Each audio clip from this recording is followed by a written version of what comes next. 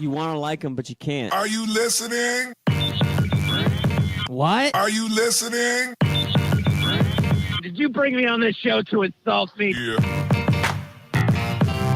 That's what I'm saying. That's what I'm trying to say. Yeah. Hey, y'all don't want it with us, man. We straight gangsters over here, Straight man. gangsters.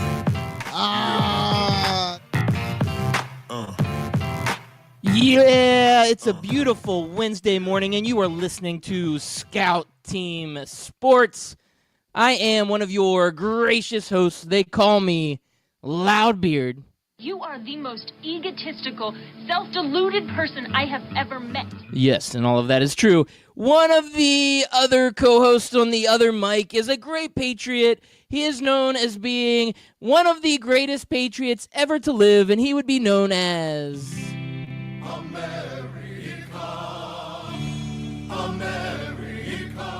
Yeah, it's your boy Chris America coming to you live this Wednesday morning. What is it, the 28th, Loudbeard? It is the 28th. This Wednesday morning, November the 28th. And I'm excited, but avast me ears. Do I hear another latte on the line? It's hump day. Hey, I'm just here so I won't get fined. He still doesn't even wait. Man. He still doesn't even wait for his intro. Hell no, I don't wait for the intro. I'm Anthony Mack. Is this your first time on the show? Why would I wait Long-time for listener, you guys? first-time caller. I do what I want when I want to do it. That's why they call me the Golden Ghost. I do what I want, man. Relax. It's Wednesday morning. You guys need to get up with the program, man. Mrs. Golden Mike must not be around. Hey, hey. Yeah, Mrs. Golden Mike is always around. That's right. She's always watching. She's always around. Oh, yeah. All right, we have What's another. going on, guys? We have another speedy, rapid-fire, 30-minute episode. Loudbeard, why don't you lead us off in this 2-minute drill? 2-minute drill. Let's go. A couple great topics drill, going 30 on in the minutes. world of sports. One, CFP rankings come out last night. We will dive into that because there are a lot of fun layers involved with this. Reuben Foster gets picked up by the Washington Redskins off of waivers from San Francisco after yet another domestic violence charge. And Mike Vick talks about Lamar Jackson and how he needs to be careful because all that running may catch up to him. But Lamar Jackson is starting again for the Baltimore Ravens. So we've got a lot to uncover here. But, gentlemen, let's start off with this CFP rankings because, boy, oh boy, have they done it again. Just coming in hot. Top three remain the same, and we did not expect any changes there. But number 4, Georgia takes that final spot, which we believe will change after this Alabama-Georgia game coming up this weekend for the SEC championship. But Oklahoma sits at 5. Ohio State sits at 6. Michigan, after getting blown out, sits at 7. UCF sits at 8. The Florida Gators sit at 9. LSU at 10. Washington at 11. Penn State at 12. 13 Washington State. And 14 Texas. Unbelievable. What do you guys feel about these rankings? Your Honor, it was unbelievable. That it Unbelievable. was. Do we still have that drop? We do. I can. I feel like it's very underused, Your Loudbeard. Honor, it was unbelievable. You There we understand? go. Very underused drop there, Loudbeard. So besides UCF getting stiffed again, what's totally wrong about it? Well, I mean, I don't have a problem with it.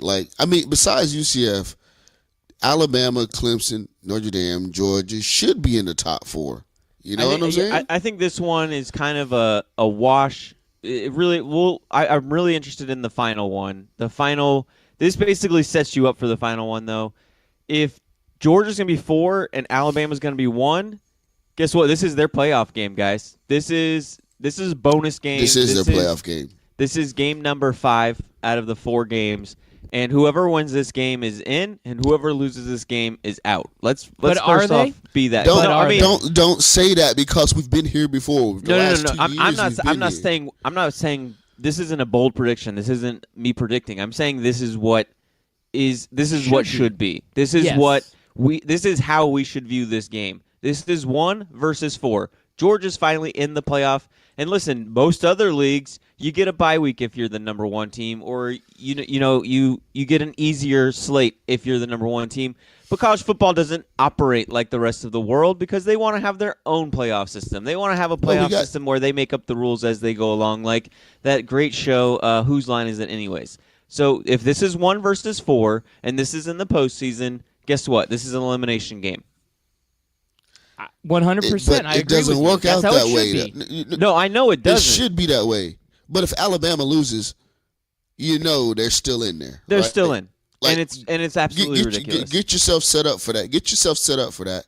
Alabama loses, I am they're set up still for in. that. I've been ready for that since week 2. Since they basically said, wow, did you see Alabama blow out another Sun Belt team? They're the greatest team in the world. They are God's gift to man. Tua can do no wrong. They blew out an awful Louisville team, and now they're rolling through Sun Belt teams. Be amazed.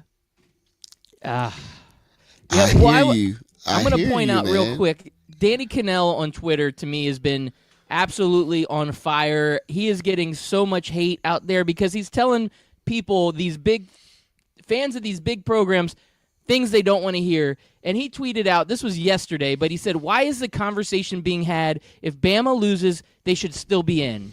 I think they are the best team in the country, and they will beat Georgia. But if they lose, maybe we should consider that we were wrong about Bama. Pure and simple, Georgia wins, they're in, Bama is out, period. And guess what? Fans of Bama completely obliterated him on Twitter because they're thinking, are you kidding me? Even if we lose, we deserve a shot. Like, no, if you lose, you don't deserve to win. If you lose, you shouldn't be in. This is a conference championship for a champion. Why do you get a second chance? So, in my opinion, Danny Cannell hits it perfect and gets it right. But fans don't want to hear that. They don't want to hear that, oh, what if we lose? No, if you lose, why do you get another chance? Why? Well, because Georgia has lost one, Oklahoma has lost one, and Ohio State has lost one. Are you going to pit any of those teams? Well, if Georgia beats them, they're in. But if Oklahoma and Ohio State they all lost one, are we really going to pit those guys above Bama if they lose to Georgia at number 4? Yep. Georgia's at number 4. I don't care where Oklahoma Georgia lose to. Who did Ohio State don't matter. lose to? This is the postseason. Who did New England Patriots lose to when they were 18-0 or 19-0, however many wins they had? Who did they lose to? They lost to the Giants. They had one loss on their record. When did they lose to them? They lost to them in the postseason. When you lose in the postseason, you're out. That's the way it's always been. We're not going to make up new rules. This is where this will be the final straw for me with the college football playoff. If you want to sit here and make up all the rules you want of wins and losses and however you want to get in during the regular season, then that's fine. But if you're going to say that we're having a postseason, not every team plays in an SEC or conference championship game, so this is a postseason game. This is not a regular season game. And the rules state in all of sports. It's a conference championship game. Right. It's a postseason. Just like this is the AFC championship game is a conference championship game. The Western Conference Finals is a Western Conference championship game. Or is a conference championship game. Postseason is postseason is postseason. And when you lose in the postseason, sorry for your luck. You should have lost earlier in the season if you wanted to be a team that gets in with one loss. You backed your way in last year. Auburn got eliminated last year in the postseason, and Alabama, who came in on a loss into the playoffs, got to back their way in this year. Guess what? The straws didn't fall your way. So this is going to hurt time. your argument on UCF last year because Auburn lost in the postseason last year then. So that means UCF was playing a team that already had lost in the postseason. Are you now claiming that UCF cannot claim a national championship because they beat a team that lost in the postseason? Is that what you're claiming? UCF never lost, so what's your argument? No. That doesn't make any sense. No. What we're saying is you have to win. That lost, but they lost to a team that lost in the postseason. So what are you claiming? Are you claiming that it doesn't matter? Or are you claiming that it does? Which one is We're claiming that UCF didn't get a shot, and they beat whatever was put in front of them, whether it was whatever leftovers that the SEC had, who fans still were saying, oh, the SEC, even the 10th best team in the SEC could beat anybody in the American Conference. No, You're they talking can't. in Obviously, they're circles. not that You're good. You're talking All right. in circles. Here's You're your talking in answer to- circles. here's your answer to your making question. an argument that You're doesn't talking in make any circles. sense. They're winning. So winning puts you But they in. beat a team that is that the lost in the argument. How is that postseason. not the argument? But they beat Here- a team that lost in the postseason. It was a bonus game basically. I'm Here's- just being honest. Here's which one the you gonna honest claim? answer. If Alabama loses in the college football playoff, in the SEC championship, and they still make it to the playoff, and they still go through and win the championship game, it doesn't matter what my opinion is of what should happen. They will still be the CFP champions, recognized by the NCAA as one of the 13 national selectors recognized by the NCAA. And it will cause me, just like with UCF's championship claim, I don't like the fact that UCF is claiming a college championship and that we have 13 national championship selectors. But I'm pointing that out to people and that they do get to claim it because the CFP changed nothing about college football. College football is the exact same thing it was 30 years ago, 20 years ago, 5 years ago. It is the exact same. We have not had a single difference. There are 13 national selectors, and the way it's always been is if one of them picks you as a school and you decide to claim it, guess what? It's yours. We can go all day about this. The question I have is, if Alabama does lose, who's jumping in that fourth seat? Who you got? Whoever. Somebody that won their conference championship. Yeah. I don't care if their regular season body of work was a little bit not as good as Alabama. They won their conference championship. You're telling me that these other conferences don't deserve to have their champion in the conversation in a playoff to mean winning it all when a team loses their conference championship and they're not even the champion of their conference? To me, that doesn't sit right. Like, that is not a way to be able to establish how to come up with a champion. Let's say the champions battle the champions. You get conference champions should be able to go in and give it a shot. And I know a lot of people are out there like, oh, Northwestern, if they win the Big Ten, how would you ever think that they have a chance? Well, guess what? They would have to beat Ohio State, who right now is ranked 6. And a lot of people think, oh, Ohio State deserves a shot. Well, if Northwestern beats them and they're the Big Ten champion, guess what? Maybe they should be given a chance. I'm not saying they're going to win it all, but why do you not give champions of these big conferences a chance or people that don't lose a chance? Why does it have to be the same teams every year despite situations where they may lose? We're still going to look away from that loss and say we're going to find other reasons why we think they should be in.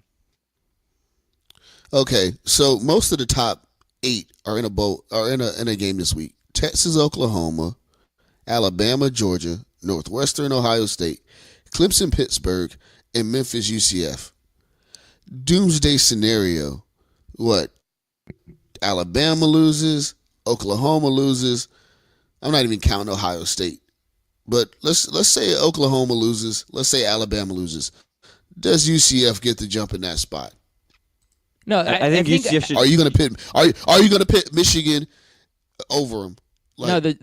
No, I'm not putting Michigan over Michigan anybody. lost Michigan's too. not even playing in a championship game. This is the argument Alabama fans had last year, and Alabama got pushed in. But if you're not even in a championship game, why does that put you ahead of other teams that win their championship game in their conference? Again, and Michigan's a 2-loss team at this point, and they've already played Notre Dame, who basically is in at this point because they're not playing a conference championship game, which that's a whole another wrinkle to this whole mess. But I think Alabama needs to beat Georgia, which would knock Georgia out of the top 4. Texas would need to beat Oklahoma, which would knock Oklahoma out of that conversation, and Northwestern would need to beat Ohio State. That should be enough to put UCF up. But based on what the College Football Playoff Committee has done so far, I don't know that there is any scenario, doomsday or not, where they would even give UCF a shot because of what they've done all year long. Why would they? They have shown no respect for a team that continues to win, and they make these decisions based off of names and not off of resumes and bodies of work. And I'm telling you right now that this whole thing is a sham, and no matter which way we think it's going to happen, they're going to do their best to make sure the teams they want in are going to be in despite what happens this weekend. I hear you. I got one more scenario for you. I'd love to hear Alabama it. loses, Oklahoma loses, Ohio State loses, Florida jumps UCF. I'm just saying. It could be funny. It could be It funny. might happen. I mean, You Gator No, fans honestly, that's are actually all a over scenario it. that could happen. Gator fans were 3 weeks ago ready to send Dan Mullen packing and lighting the swamp on fire, and now they're thinking, they're one of the best teams in the nation. They could beat anybody right now, and it's amazing what winning does when you beat Idaho and Florida State and South Carolina. It's Florida just State, amazing to yeah. me when you beat 3 crappy teams, how you just all of a sudden change your outlook from just 4 weeks ago when we were getting blown out by Missouri at home. Here's the thing is you're asking all the scenarios. The thing I love about real playoffs is when I ask you the scenarios There's no scenarios. There in is. like middle of December, like after Christmas, I can sit there and say, hey, Loudbeard, what happens if the Redskins lose, the Cowboys tie, the Falcons win, the Saints lose, the Panthers win, and the Eagles lose? What's going to happen? Loudbeard's going to crunch the numbers of the records. He's going to look over them and say, well, Chris, if that happens, then this isn't me predicting it. This is what the rule state will happen. This team will get in the playoffs. This team will get the wild card. That team will win the division. That team will win. That team will be eliminated mathematically from the playoffs. They won't be able to make it. And then we move about our day. There's no, I get well, it. Chris, what is I your get it. opinion? If you look at how Alabama beat Louisiana Lafayette or Louisiana Ragin' Cajuns, if you see how they beat them and then they beat Texas A&M, which is a number 24 team in the nation, that proves that their win is a lot better than UCF's win. So therefore, if they lose in the postseason, they get another shot. I hear you, man. I hear you. Unfortunately, Alabama loses this weekend. Alabama's still in the college football playoff. Yeah, I mean, I think they have to get blown out. That's the only way they don't make it.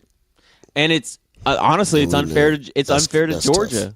It's imagine being Because you got to play in them again. right. Imagine being like I don't know. Just imagine being the Kansas City Chiefs and you draw the Patriots round 1 of the playoffs, the divisional series, and then in the AFC Championship, the Patriots are there again. That's that would basically suck. what it's like. Yeah. Like, hey, because it's hard to beat a team twice. We just played this team in the postseason. Why are we playing them again in the postseason? It makes no sense. Mm-hmm. Yeah, I hear you. I hear you. I wanna We throw can talk about this scenario all out day, at but ya. we got So, other subjects. Oh, we're going to keep going. Go ahead. One more quick thing, and then we'll move on because you're right. We could talk about this all day. So if Alabama did lose in a close game and they decide to put 2 SEC teams back into the college football playoffs and an independent with Notre Dame, and we're leaving out all of these other good conferences with an Oklahoma, if Oklahoma beats Texas handily and they are sitting there with 1 loss on the year, a Heisman hopeful in Kyler Murray, and they get left out against an Alabama team that loses their conference championship, I'm telling you right now, I mean, these other conferences should be up in arms and demand change. Same thing with the Big Ten. If Ohio State wins and Alabama loses and Ohio State doesn't get in for the second year in a row, yeah, I would say that there would be some backlash, and I think there should be. I think there should be a revolt against this farce of a system, and some of these teams would have great arguments, and that's completely aside from the UCF argument, which we have gone on and on about. Oklahoma, Ohio State, they're representing their conferences. If they win and a SEC team that loses their conference championship, Alabama, with 1 loss, very similar to their records, still gets in, then I would say that there should be some sort of revolt, and they would have absolutely every reason to do so because this would be a complete farce. Hashtag burn it all down. Let's Yeah, burn That's it right. all down. Let's Burn start it all down. over. Yeah, You know what else we yeah, have to man. burn down? We What's have got to that? burn down this domestic violence issue in the NFL. Yeah. Oh man, the NFL's got a bad look, and my team is in the middle of it this time. The Washington Redskins pick up Reuben Foster, who gets charged with domestic violence for the second time. It's actually his 3rd arrest in the last, I think, 2 years. And the 49ers finally say, you know what, we're just going to cut ties. He goes through the waiver process, and 31 out of 32 teams pass on Reuben Foster because of all the problems he had. Great player on the field, all of these problems. And my Washington Redskins decide to put in this waiver claim. Now, if you look at it with football sense, Reuben Foster is on a rookie contract. His contract is very minimal for the talent that you could get on the field. He also does not have any guarantees because once you get suspended, you lose your guarantees. So the suspension that he had earlier in the year completely wiped out any guarantees that the Redskins would need to owe him or the 49ers. So there's no risk financially, but the PR hit that the Redskins take by being the one team that claim him on the waivers and actually taking a chance on a guy that has domestic violence that shouldn't be in the league if he continues to have this same problem looks bad for the Redskins, and this is a huge hit for them. And to me, it's a bad move. I like it when you just put it in a vacuum and say, well, he could help the football team if he's on the field.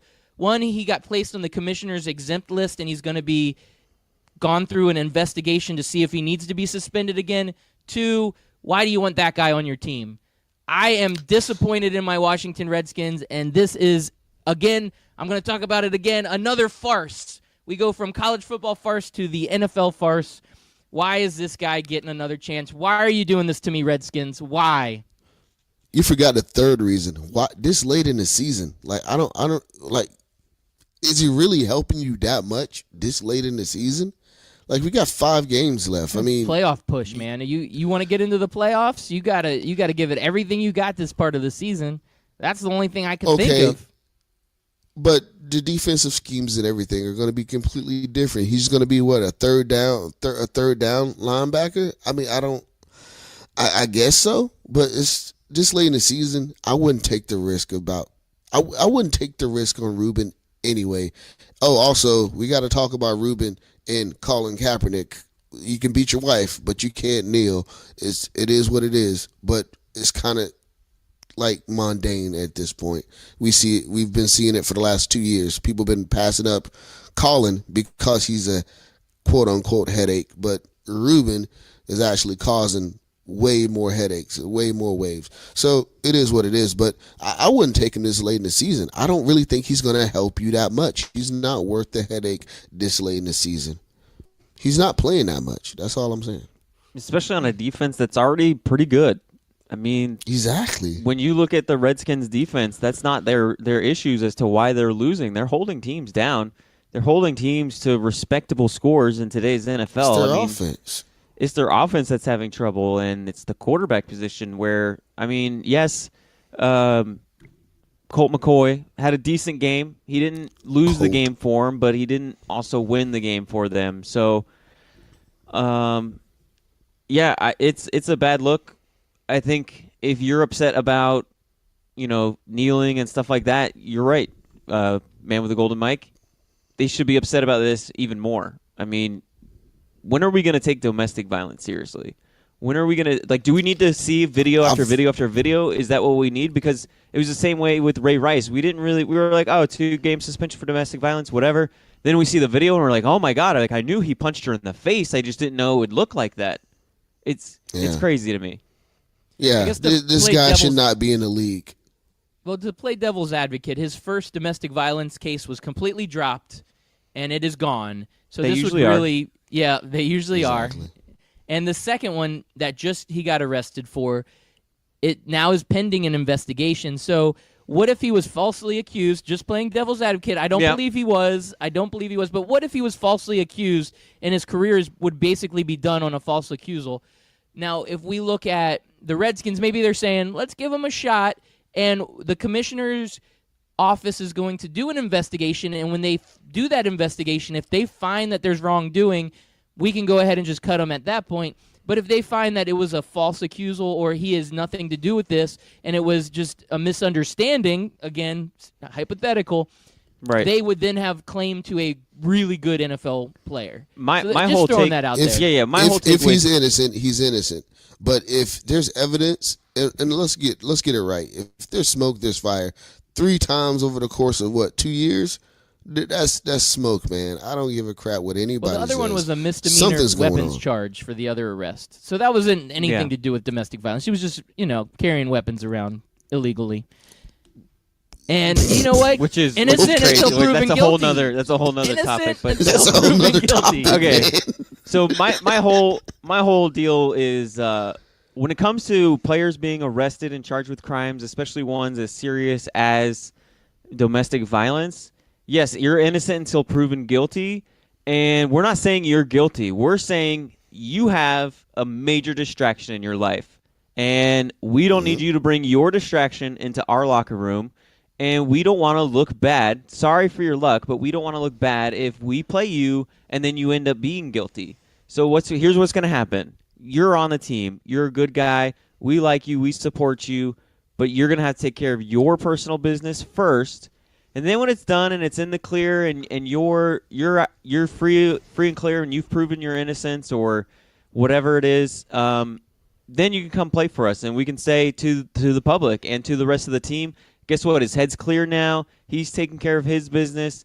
We've got to take care of our business now. He's innocent, and here's the evidence to prove it. Now let's move forward.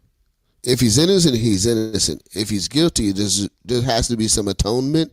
And I'm not sure I want you to atone on the field for that situation. That's something you should atone in life for. Prove that you can be a better person, and then we can accept you on the football team. I want better people on the football team. I don't want good athletes with bad judgment. You know what I'm saying? No, you want athletes who do the right thing, who make your team proud. You want athletes who are doing everything right on the football field. That's all there is to it. You want to reward. It's Right. a bad look. So an athlete that's doing everything right on the football field would be a guy like Lamar Jackson, who gets named to be the starting quarterback for the third week in a row. And you know what? Mike Vick comes out and he gives a little bit of advice and he talks a little bit about this because he is known as the originator of being this running, crazy, fast quarterback. And he's basically similar to Lamar Jackson in the style of play that he does. So he says on an interview with ESPN, he says, with quarterbacks, we're not used to getting hit all the time. When we do it, it can either get you into the game or it can shake you up a little bit. It's not like a guy sitting in the pocket. You run the risk of getting injured. I'm not saying that you should deter Lamar or scare him. I'm just saying proceed with caution. So similar to Colin Kaepernick, similar to RG3, we see these guys that come out and they're electric, but long term, is this sustainable for success? Lamar Jackson leading the Ravens. So how did Flacco get hurt? Standing in the pocket. He has a hip injury, I believe. I'd have to Yeah, check. standing in the pocket. All right. Yeah, getting blindsided. Yeah, okay. I would love to have like a deep sure. investigation or deep like combing through how many quarterbacks get injured of running quarterbacks compared to pocket quarterbacks. But we have 2 minutes left in the show, and I want to talk about LeBron James' amazing night. He came out, lit the world on fire, beat the Denver Nuggets. Come on. Good job, LeBron James. Wait, what? Are you trying to Right, jump isn't onto that what that happened? train? I don't know. Is that what happened? What did you say? LeBron James, he I lit the don't world on fire think last night. that's He what beat happened. the Denver Nuggets 117-85. The LA Lakers are a train that cannot be stopped. Sounds about right. I'm not thinking that's not what happened. Wait, what happened? Are you serious? Yeah, what happened? Just beat the crap out the Lakers, man. Oh, the Nuggets beat the crap out of them, and LeBron James only scored 14 points? And he was plus minus negative 23 when he was on the floor? What? Dude, you have no argument out of me. I've already said that the Lakers were a bad fit for LeBron. He should have never went there ever. This is his like vacation season. You know what I'm saying? Like it's not gonna work. I don't think anything is gonna work in LA with LeBron. I'm sorry, and I'm a LeBron fan, so it is what it is. In case you're wondering, LeBron James had the worst plus minus on the floor. Contavious Caldwell Pope even had a better plus minus on the floor.